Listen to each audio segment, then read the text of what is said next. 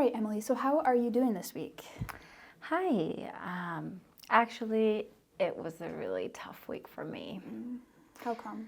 So, my boyfriend broke up with me this week, and that just sent me into a spiral, downward spiraled. And I know I had been abstaining from using alcohol for like a month, but this happening, like I was shaking, I was totally crying and not managing my emotions, and just went straight into the wine bottle I had hidden somewhere, kind of with the idea of hope that I would forget about it. And then I just was drank like for 2 days in a row until I was asleep. And then, I'm back here. I feel really bad about the breakup, but then also about, having relapsed after a month of abstaining. But breakups are always difficult. I know that I've personally dealt with breakups, and there's never usually an easy way to go about it. And it seems to me that drinking has been a coping mechanism of yours dealing with Yes. difficult issues. And would you say that drinking is, a problematic way of maybe dealing with things that you're going through for you? For sure. I mean, I know it doesn't help my liver, and just having like the alcohol take away the bad feelings of the moment really does not erase the problem, because the next day that I am sober, I still feel those same emotions, bad feelings and bad thoughts are still there. And the physical symptoms of like, being hungover. So I feel triple bad. It just deteriorates the whole situation. Yeah, I just don't know any other way how to deal with them. Yeah, I do want to acknowledge because, whenever something difficult happens, like a breakup, we all tend to cope with things in different ways. And drinking, although it may not be the best thing for your overall health, you are still trying to cope. But from what I'm sensing is you would like a different way to go about coping with those big feelings that you're having. Yes, I need that. If my boyfriend wanted to leave, fine. That doesn't need to take me into relapsing and ruining my relationship with my body.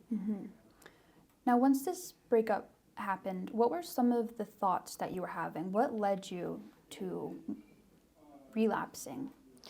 Well, that I'm worthless and not lovable and nobody cares about me. We've talked about some of these thoughts before in therapy too, together.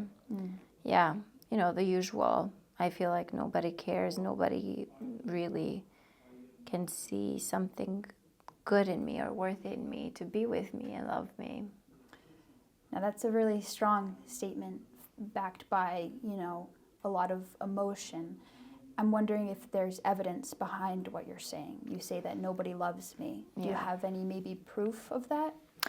Well, yes, and we've discussed about this too before, like, when my dad was mostly absent in the household, and growing up with my mom, she was very critical of me, and she never actually showed affection.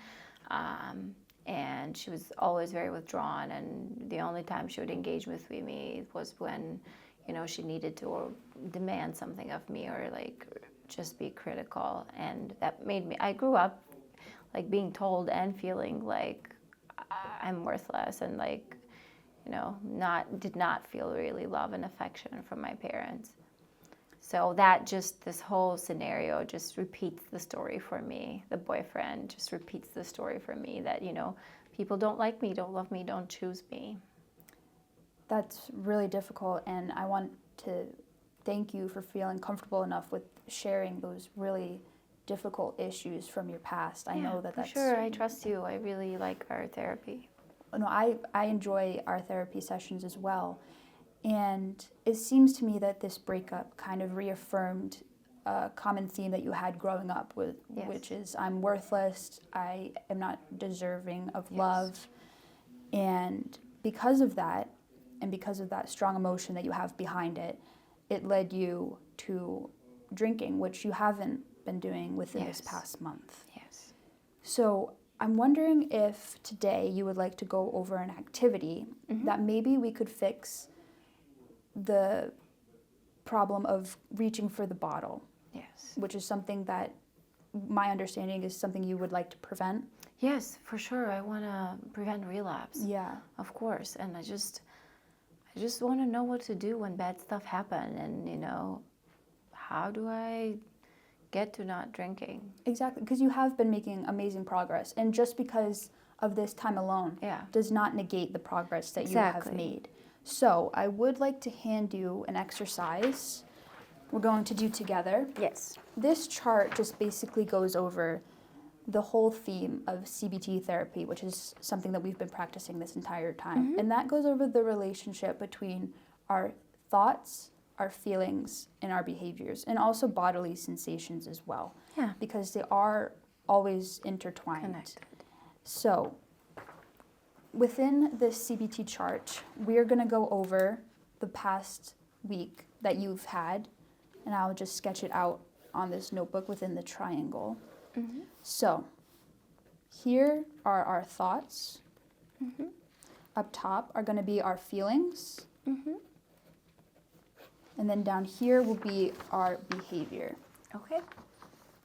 So from what you said to me is you had an initial thought because of the breakup, Yes. I'm worthless. Yes. I'm not- worthless. Nobody loves me. I'm worthless.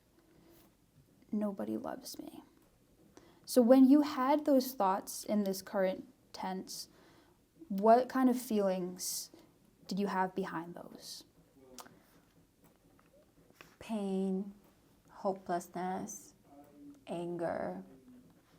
But really this pessimism that, this deep pain about, wanting to be loved and not being loved, but then also at the same time kind of like this hopelessness that nobody will ever love me.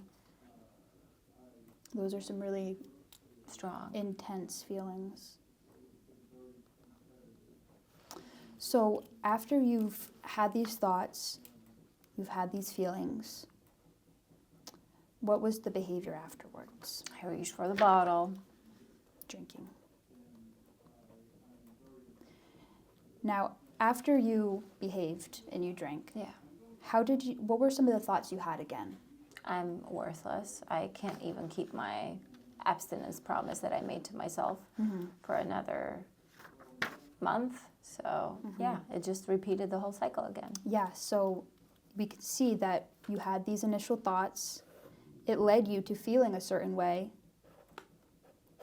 which then resulted in the behavior that you're not Was really unhelpful. happy with. Yeah. And then the cycle just repeats itself. Yeah. So what I want to do is we're going to rewrite your triangle, Okay. Because it can be fixed. You do have control even in times when it feels so heavy. You have control, and I've seen time and time again, you do have the power to change and to Thank you. do things in a more healthy sense for Yeah. yourself. So from here, we could see that we started with thoughts. What I want to do on the flip side is let's start with the behavior. So what do you think a productive behavior would be for you to start? When you're having really dark thoughts, it makes you feel so pessimistic and lost. Instead of reaching for a bottle, what do you think is a behavior that could be helpful, or what's something that brings you joy?